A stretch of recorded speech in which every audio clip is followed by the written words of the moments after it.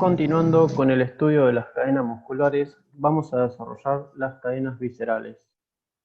Para el entendimiento de dicha cadena, creemos pertinente realizar una introducción teórico-anatómica del peritoneo.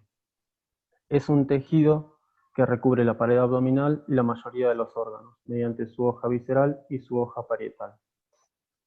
Por otro lado, el peritoneo va a estar dotado de distintas propiedades, a saber, mecánicas, ya que sostiene los órganos junto con las paredes abdominales, además de ayudar en el deslizamiento y la amortiguación de las mismas, hemodinámicas, asegurando el drenaje de los diferentes líquidos en la cavidad abdominal, protectoras, gracias al contenido de su vascularización que le provee de propiedades protectoras, aislante térmico por su contenido graso, intercambio debido a sus múltiples conexiones con los diversos tejidos y en consecuencia sus enlaces a otros tejidos conectivos y sistemas.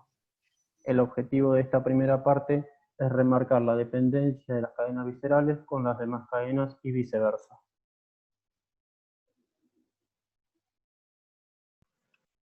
Bien, la anamnesis es una etapa muy importante para conocer el motivo de consulta de nuestro paciente, la cual debe ser metódica para poder diferenciar trastornos funcionales de signos clínicos. Bien, podemos presentar dos diferentes problemas en el paciente, de origen traumatológico y de origen crónico. En el origen traumatológico, la fecha y los síntomas son precisos. Los problemas aparecen rápidos, los dolores aumentan con el movimiento y calman con el reposo. El examen y tratamiento es a nivel local. La sede y la causa se sitúan en el mismo lugar. Que esto es diferente al origen crónico, el cual la fecha y los síntomas son imprecisos, los problemas son progresivos, los dolores aumentan con la inmovilidad y alivian con el movimiento, su examen y tratamiento son globales y la sede y la causa no se hallan en el mismo lugar. Bien, la anamnesis es en forma metódica mediante preguntas claras y sencillas, como por ejemplo, ¿cuándo empezó el dolor o los síntomas? Si el síntoma va asociado a otros trastornos como por ejemplo, articulares, vertebrales, funcionales, viscerales, ¿qué órgano? Si presenta migrañas, cefalias relacionadas con trastornos, por ejemplo, circulatorios, hormonales, oculares o de ATM. Si el síntoma apareció como consecuencia de enfermedad, del embarazo, de una intervención quirúrgica, de un choque emocional, de una vacuna o de una alergia. Si el síntoma aumenta o alivia al levantarse o al acostarse, en movimiento o en reserva, durante la misión o la defecación. La anamnesis se preocupa por las emociones del paciente, viéndolo como un sujeto psicosocial, siendo importante plantear todas las preguntas de forma sistemática, superando así la vergüenza del paciente y teniendo en cuenta que esas algias pueden llegar a ser resultado de disfunciones debidas a tensiones del tejido conjuntivo, en donde se debe intervenir como profesional en el tratamiento de la cadena visceral, ya que actúa sobre las tensiones del tejido conjuntivo visceral. Tenemos dos exámenes clínicos del paciente, obviamente de forma global, el examen estático y el examen dinámico. En el examen estático vemos al paciente de espalda, de perfil y de frente, en donde se divide la pared abdominal en 9 cuadrantes, al cual cada uno le corresponde una proyección de órganos, y se los examina para advertir una eventual sobreprogramación de las cadenas.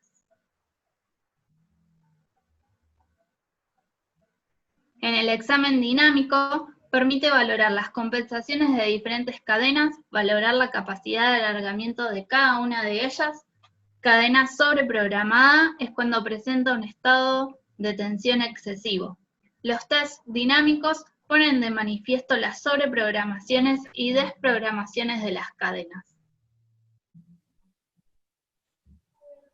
Bueno, a la palpación del epigastrio, cuando esta zona es dolorosa, existe un test diferencial para saber si es un problema gástrico o hepático.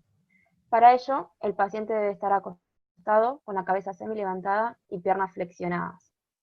Se coloca un dedo por debajo de la apófisis sifoides, se genera presión y se le pregunta al paciente si duele. Luego se colocan 3 dedos y se le pregunta lo mismo. Si el dolor se siente en ocasión tanto de un dedo como de 3, es un problema hepático. Si el dolor se siente a un dedo, es un problema gástrico. Bueno, en cuanto a la palpación del hipocondrio derecho, tenemos la palpación del hígado, que en caso de normalidad no debe doler. Se debe ejercer presión con la mano durante la respiración, obteniendo una mejor información al respecto. En cambio, en un paciente con hígado colapsado, se hace difícil lograr la palpación con la técnica tradicional. Entonces, el paciente debe sentarse y enrollarse en cadena de torsión anterior izquierda, logrando alcanzar el borde inferior del hígado. Luego de realizar el examen global, la formulación de un diagnóstico nos permite, por un lado, saber si el caso del paciente nos compete y, de ser así, de ser capaces de determinar el tratamiento. Así que es fundamental tomarse el tiempo necesario y realizarlo a fondo. A continuación, vamos a describir las posturas que permiten el tratamiento de la cavidad abdominopelviana. El objetivo del tratamiento de la cadena visceral es liberar las tensiones tisulares mediante la aplicación de estas posturas, las cuales tienen una acción directa sobre las zonas de adherencias y de tensión y una secundaria sobre el sistema arteriovenoso, linfático y neurológico. Para distender la cadena debemos proceder de la manera siguiente. Primero hay que localizar la zona que hay que tratar, luego fijar el punto de tensión y hacer una penetración tisular a 60 grados del plano abdominal. Por último, el posicionamiento o estiramiento. Siguiendo con los ejemplos anteriores, vamos a describir el posicionamiento de la zona epigástrica y luego de la zona del hipocondrio. La zona epigástrica, el paciente debe estar ubicado en decúbito supino, con los miembros inferiores flexionados y la cabeza ligeramente levantada. Nos debemos ubicar a la derecha del paciente. Como dije antes, debemos comenzar con la localización. Los dedos de la mano derecha se colocan bajo la apófisis sifoides y el reborde condrocostal derecho. El talón de la mano izquierda se coloca sobre las últimas falanges de la mano derecha. La penetración tisular debe ser anteroposterior y fijamos la zona visceral epigástrica. Por último, debemos estirar los tejidos hacia abajo y hacia la derecha. De esta manera se posiciona la membrana frenoesofágica. Para la zona del hipocondrio derecho, el paciente debe estar ubicado en la misma posición y nos debemos posicionar a su derecha en semiabertura delantera. Siguiendo el mismo orden, en la localización, la primera comisura de la mano izquierda se coloca por debajo del borde inferior del hígado. La fijación va a estar establecida por la mano izquierda contra el reborde condrocostal derecho. La penetración tisular de los dedos de la mano derecha contra el pulgar de la mano izquierda. Y por último, el posicionamiento. La mano derecha estira los tejidos hacia la línea mediana supraumbilical. De esta manera se posiciona el epiplombeno. Estas posturas y las demás que no llegamos a nombrar liberan las tensiones tisulares, facilitan la circulación, la descongestión y mejoran la atrofia física.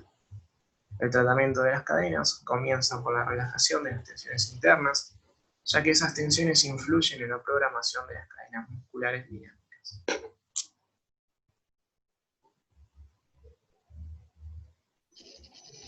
Bien, en conclusión, como vimos en la primera parte, todas las estructuras anatómicas no son aisladas, no son independientes, se integran en un todo, en una unidad que llamamos sistema facial. Este sistema puede estar en excesiva tensión o puede estar demasiado distendido. Las propiedades del peritoneo son variadas, pero que su estructura hace a la función, ya que estamos hablando de un tejido conectivo. A saber, histológicamente, al tener un componente principal, la sustancia fundamental en la que se encuentran las células y fibras sumergidas, que principalmente se compone de fibroblastos y fibras de colágeno y elastina.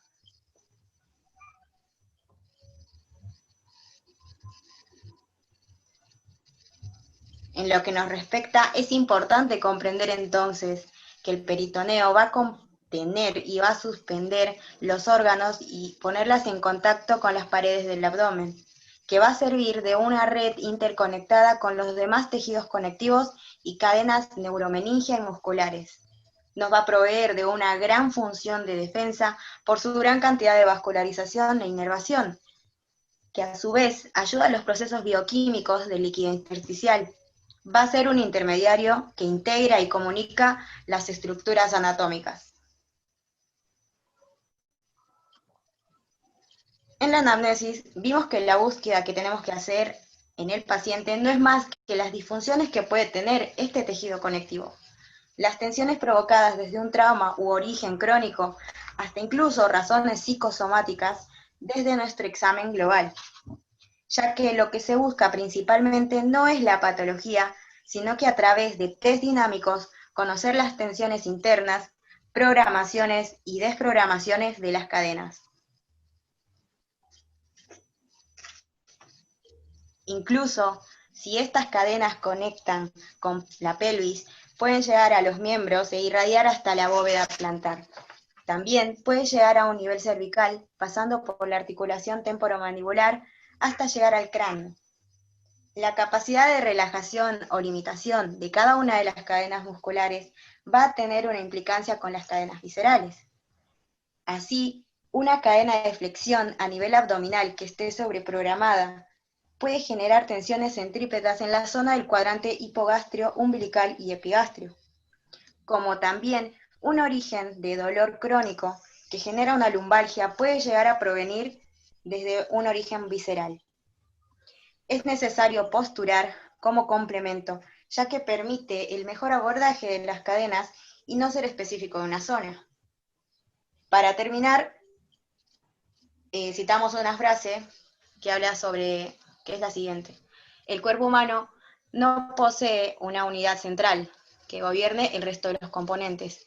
No hay grados de importancia. El funcionamiento de todo sistema depende de la integridad de las acciones de todos los componentes del cuerpo.